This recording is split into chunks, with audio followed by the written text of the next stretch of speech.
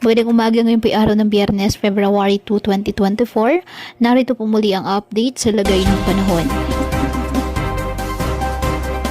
Ayon sa Pag-asa, nakakaapekto pa rin ngayon ang northeast monsoon o high amihan sa Luzon, habang trough ng low pressure area nakakaapekto sa Mindanao.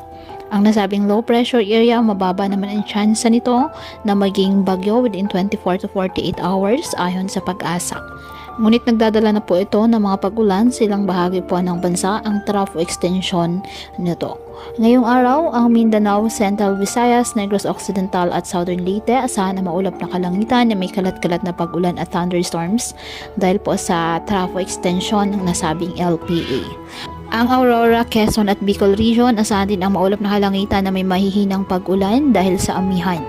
Ang Metro Manila at nalalabing bahagi ng Luzon, bahagyang maulap hanggang sa maulap na kalangitan with isolated light rains dahil pa rin po sa northeast monsoon.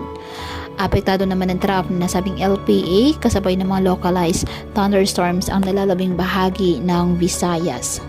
Kaya patuloy pa rin po natin na pinag-iingat ang ating mga kababayan sa banta pa rin ng mga pagbaha o pagguho ng lupa at ugaliin na magdala palagi ng payong o kahit anumang panangga sa ulan sa tuwing lalabas ng ating mga tahanan. At yan po muna ang update sa lagay ng panahon ngayong araw.